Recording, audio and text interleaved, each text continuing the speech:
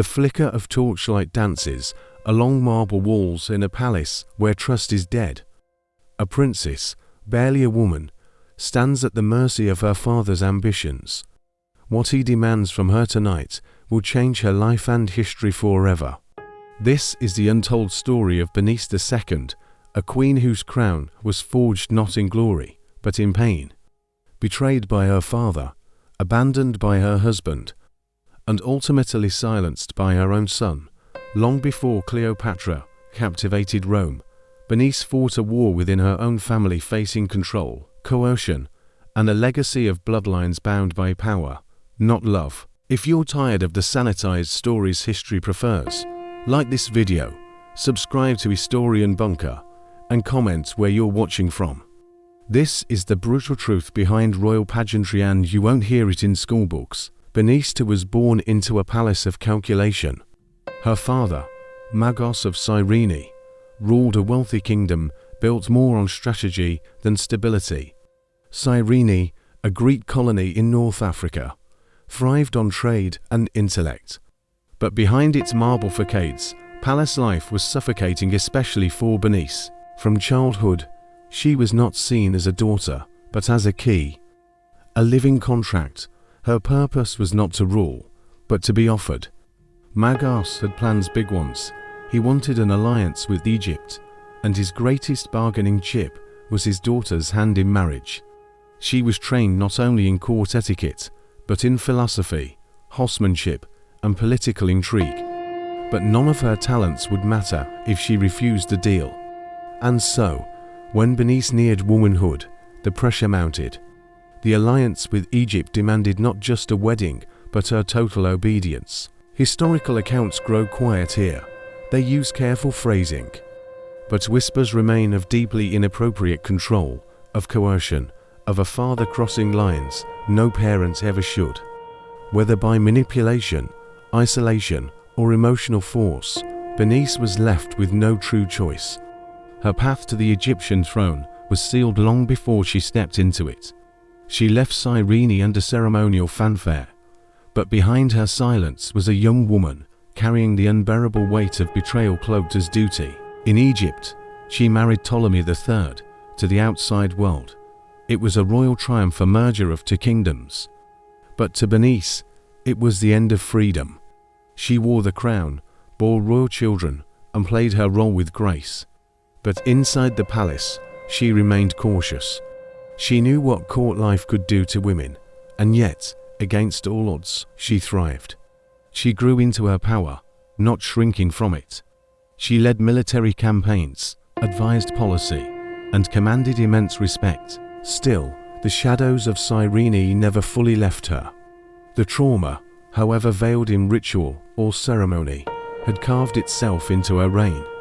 Berenice's strength came not just from status, but survival. She had been groomed for politics from birth, used as a pawn, and still risen as a queen. Her presence in court became a paradox. Celebrated, yet feared, praised, yet quietly pitied. A woman who had endured too much and revealed too little, but her story was far from over. Because waiting in the next chapter was someone far closer. Someone who would undo everything. Her own son. Berenice's union with Ptolemy III was hailed as a triumph. A peaceful merger of Cyrene and Egypt, a royal wedding to bind nations. But behind the gold and garlands was something far darker. She hadn't chosen this. Her father had secured it, and the cost was steep. Though the records never name the harm, their silence speaks volumes. Something was taken from her. This was more than politics, it was preparation. The kind no daughter should endure, and once she became queen, no one dared speak of it again. Ptolemy III welcomed her into Alexandria's grand palace. To the outside world, she was now Pharaoh's wife, a symbol of unity. But in the privacy of court, she was watched. The palace had seen queens before, but never one quite like Berenice.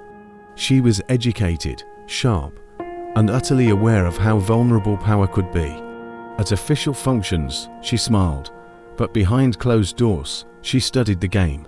She learned how courtiers lied with flattery and how generals whispered rebellion behind veils. She wasn't just surviving, she was adapting, from pawn to player, from daughter to queen, from symbol to sovereign. Her marriage was complex. Ptolemy III was both partner and politician. At times, he trusted her. At others, he treated her like a diplomatic bridge between bloodlines. She bore him children, sons and daughters with dynastic futures. But unlike many queens, she refused to fade into the nursery or temple. Berenice was visible. She issued decrees, appeared in public ceremonies, and even took part in military campaigns. She broke the mold expected of royal women, but she did so carefully.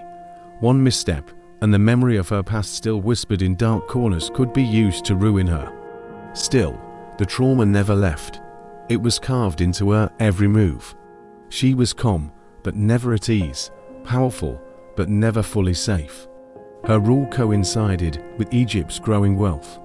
Trade flowed, temples thrived, and the court praised the Ptolemaic Golden Age. But beneath the surface, the family's foundation was crumbling. The Ptolemies had always intermarried brother to sister, cousin to cousin, keeping the bloodline pure, they said. But in truth, it bred rot. Children born into the dynasty were often intelligent, but unstable, paranoid, power-hungry, raised in isolation and indoctrinated with divine entitlement. Berenice's own son, the young Prince Ptolemy, was watching, learning, waiting, and what he absorbed from that palace was not love but ambition. He saw a mother respected and resented, a father aging, a throne within reach, and in his eyes, power was a birthright, loyalty optional. Berenice, perhaps sensing what he was becoming, tried to protect the kingdom from itself. She worked to guide his education, surround him with wise men, but the palace had its own gravity, and Berenice passed the silence, the secrecy, the way she had risen was about to come full circle. Because soon, she would face the same betrayal she had once endured, but this time from her own blood. When Ptolemy III died in 22 BCE, Egypt mourned a powerful ruler. But within the palace, another story began. A colder one, a younger one fueled by inheritance and blood. Ptolemy IV, Berenice's son, stepped forward to claim the throne. He was in his 20s, educated, polished, and dangerous in a way no one expected. Berenice had prepared for this moment, but not like this. She had envisioned a shared rule, a mother guiding her son. What she received was silence. Ptolemy IV had no interest in being guided. He surrounded himself with flatterers, not statesmen. He rejected his mother's counsel. Some say he feared her influence. Whispers soon spread. Berenice was being cut out of palace affairs. Her advisors vanished. Her name was omitted from ceremonies. She was queen, in title only. To those closest to the court, it was clear something was wrong. The son who owed her everything now regarded her as a threat. What happened next is still debated. The ancient sources are vague, fragmented, and clearly afraid. But they agree on one thing: Berenice died suddenly. No record of illness, no public mourning, no grand funeral befitting a queen of her stature. Just disappearance. Some claim she was assassinated, quietly removed by palace agents loyal to her son. Others suggest poison administered during a private meal, the same method used in dynasties past. Whatever the method, the message was chilling. The queen who survived her father's cruelty would not survive her son's ambition. Ptolemy IV didn't speak of her again. Her memory was brushed aside, her likeness removed from temples. Her legacy was quietly buried beneath layers of official silence. It's possible he saw her as a liability, a woman with too much history, too much power. In a dynasty that thrived on secrecy, she was a living reminder of everything the family wanted to forget. Some historians suggest his motives went deeper, that he was shaped by the trauma passed down, the same silence, the same manipulation that Berenice had endured. Was he born cruel, or made cruel by a palace that devoured its own bloodline generation after generation? In either case, Berenice paid the price. This was not just a power struggle. It was the final act of a lifelong tragedy, a queen forced into a throne, only to be erased by the very child she raised. She had fought her way out of silence. She had claimed her place in history. But in the end, it was her own son who ensured she would be forgotten. Or tried to. The Ptolemies built their dynasty on isolation. Royal blood was sacred to mix with outsiders. So they married within, brother to sister, uncle to niece, generation after generation. This wasn't taboo, it was policy. They claimed divine right, mirroring the gods Isis and Osiris. But behind the rituals was something far less holy: genetic decay. With every in-house union, the royal gene pool grew smaller. Flaws that might have faded with time were now passed on, concentrated, multiplied. Historians and scientists have long studied the Ptolemaic line. Many children of the dynasty suffered from deformities, cognitive instability, and extreme paranoia. The later rulers, especially in Berenice's lineage, displayed alarming traits. Sudden violence, erratic behavior, and obsession with power were all common. Ptolemy IV, her son, was no exception. He reportedly executed members of his own family, trusted no one, and withdrew from public life. His reign was marked by fear and waste. Temples decayed, armies faltered. And yet, he kept the tradition alive, marrying his sister, Arsinoe III. The cycle continued, each generation repeating the last, tighter and tighter, until the family collapsed in on itself like a dying star. Even Cleopatra VII, the dynasty's most famous descendant, was the product of generations of cousin marriage. Her brilliance stood out, but it came at a cost. The dynasty's decline wasn't just political, it was biological. The Ptolemies had ruled by controlling bodies. Now, their own bodies were betraying them, and Berenice's life sat at the heart of that collapse. Her forced alliance, her coerced motherhood, her silencing. Each act of violence rippled forward. She had been offered as a bride to strengthen a kingdom. But her descendants would inherit a kingdom so weakened, even Rome barely needed to fight for it. In trying to keep the bloodline pure, the Ptolemies made it poisonous. And Berenice's tragedy was the warning they never heeded. By the time her great-grandchildren ruled, Egypt was no longer sovereign. Roman generals dictated terms. The once great dynasty bowed to foreign coins. And still, the royal family clung to incest. Not out of tradition, but desperation. It was the only identity they had left. In the end, the throne that Berenice once sat upon became a stage for slow-motion collapse. And no one, not priest, not general, not foreign power, could stop it. The very blood that had made the Ptolemies kings was now a curse. A legacy of madness, manipulation, and irreversible decay. And Berenice, she was the keystone. The point at which that bloodline shifted from misguided ambition to generational tragedy. Today, the name Berenice barely stirs recognition. A forgotten queen, lost beneath the weight of a more glamorous descendant, Cleopatra VII. But her story was never one of glamour. It was survival.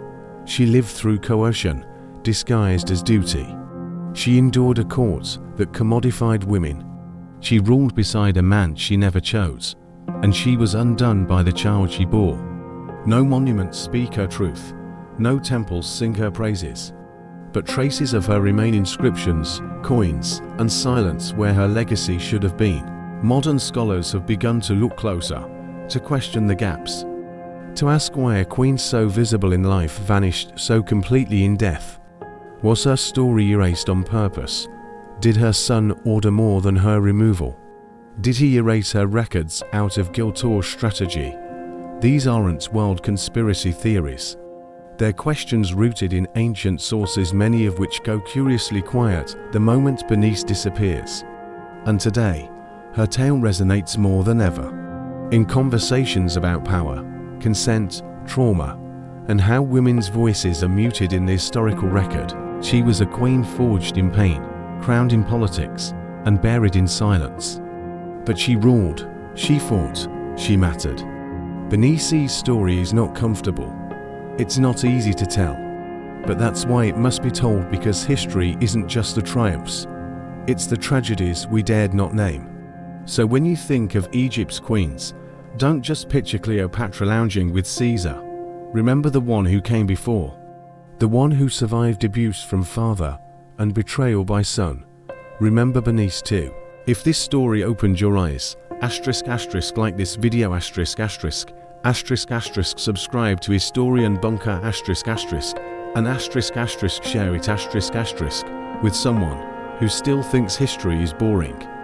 Comment below where you're watching from and tell us, should Berenice be remembered alongside Cleopatra VII? Or even before her? Thank you for watching. And never forget, some queens ruled in gold, others ruled in silence. And sometimes, silence speaks louder than any crown.